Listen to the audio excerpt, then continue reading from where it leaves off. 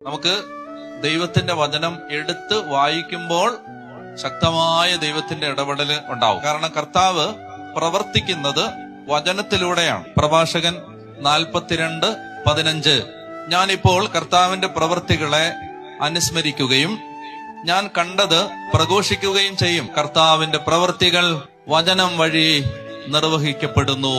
വചനത്തെ സ്നേഹിച്ചാൽ ദൈവത്തിന്റെ പ്രവൃത്തി കാണാൻ പറ്റും. വചനത്തോട് അടുത്താൽ ദൈവത്തിന്റെ പ്രവൃത്തി കാണാൻ പറ്റും. സങ്കീർത്തനങ്ങൾ 107:20 അവിടുന്ന് തന്റെ വചനം അയച്ച് അവരെ സൗഖ്യമാക്കി വിനാശത്തിൽ നിന്ന് വിടുവിച്ചു. കർത്താവ് വചനം കേട്ടുകൊണ്ടിരിക്കുമ്പോൾ തന്നെ സുഖപ്പെടുത്തും. ആത്മാവിന്റെ ഉള്ളിൽ പ്രകാശിപ്പിക്കുന്ന വചനങ്ങളാണ് ഞാൻ നിങ്ങളോട് പറയുന്നത്. നിങ്ങൾ ആ വചനം ഗൗരവമായി എടുത്താൽ നിങ്ങൾ അനുഗ്രഹിക്കപ്പെടും. ദൈവത്തിന് വില കൊടുക്കാത്തവരിൽ ദൈവത്തിന്റെ ഇടപെടലുകൾ കാണാൻ പറ്റില്ല. ഗൗരവമായിട്ട് എടുക്കാത്തൊരു സമൂഹത്തിൽ ദൈവം വരില്ല. എപ്പോഴും ശ്രദ്ധിച്ചോണം. കർത്താവ് പറയുന്നുണ്ട്, അതായത് ദൈവം രാജാവാണ്.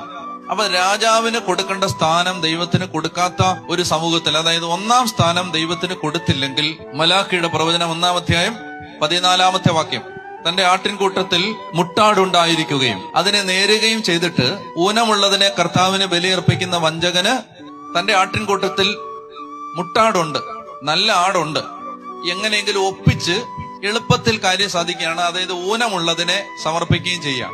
ഇതൊക്കെ ചെയ്യാമെന്ന് ദൈവത്തോട് ഒരിക്കൽ സമർപ്പണം ചെയ്തതാണ് സ്ഥൈര്യലേപനം എന്ന കൂദാശയിലൂടെ. ഞങ്ങൾ ദൈവത്തിന്റെ സാക്ഷികളായി ജീവിച്ചോളാം, ഞങ്ങൾ വചനം പ്രസംഗിച്ചോളാം, ഞങ്ങൾ വചനം അനുസരിച്ചോളാം, ഞങ്ങൾ പരിശുദ്ധാത്മാവിനാൽ നിറഞ്ഞ് സുവിശേഷ വേല ചെയ്തോളാം, ഞങ്ങൾ ദൈവത്തിന്റെ മക്കളായി ജീവിച്ചോളാം എന്ന് മൂറോനഭിഷേകം എന്ന കൂദാശയിലൂടെ സമർപ്പണം ചെയ്തിട്ട് നേർന്നിട്ട് അത് ചെയ്യാതെ എങ്ങനെയെങ്കിലും എളുപ്പത്തിൽ ക്രിയകൾ ചെയ്തുകൊണ്ടിരിക്കുന്നവർക്ക്, ഞാൻ പറയത്തില്ല, ബൈബിളിൽ പറയുന്നു, ചെയ്യുന്നവർക്ക് ഊനമുള്ളതിനെ ബലിയർപ്പിക്കുന്ന വഞ്ചകന് ശാപം. സൈന്യങ്ങളുടെ കർത്താവ് അരുളി ചെയ്യുന്നു, കേൾക്കണേ, ദൈവം ആരാണ്? ഞാൻ ഉന്നതനായ രാജാവാണ്, ജനതകൾ എന്റെ നാമം ഭയപ്പെടുന്നു. ഒരു ദേശത്ത് നിന്ന് പിശാച് പലായനം ചെയ്യും, ദുരാത്മാക്കൾ കൂട്ടത്തോടെ ഓടിപ്പോകും. കുടുംബങ്ങളിൽ നിന്ന് പിശാച് കൂട്ടത്തോടെ വിട്ടൊഴിഞ്ഞു പോകും. ദേശത്ത് നിന്ന്, മണ്ണിൽ നിന്ന്, വസ്തുവിൽ നിന്ന്, ഉപകരണങ്ങളിൽ നിന്ന്, കന്നുകാലികളിൽ നിന്ന്, വാഹനങ്ങളിൽ നിന്ന്, വരുമാന മാർഗങ്ങളിൽ നിന്ന് സാത്താന്റെ അന്ധകാര പീഡകൾ എന്നേക്കുമായി മാറിപ്പോകും. അവിടെ വചനത്തിന്റെ ശക്തി ഇടപെട്ടാൽ, വചനം വായിച്ചാൽ, വചനം ഉച്ചരിച്ചാൽ, നമ്മുടെ അധരത്തിൽ ദൈവവചനം ഉണ്ടായിരുന്നാൽ, അതായത് ശക്തമായിട്ട് ദൈവത്തിന്റെ പ്രവൃത്തി നടക്കാൻ വേണ്ടി പറയുകയാണ്. എന്ത് ചെയ്യണം? നമ്മുടെ അധരത്തിൽ ദൈവത്തിന്റെ വചനം ഉണ്ടായിരിക്കണം.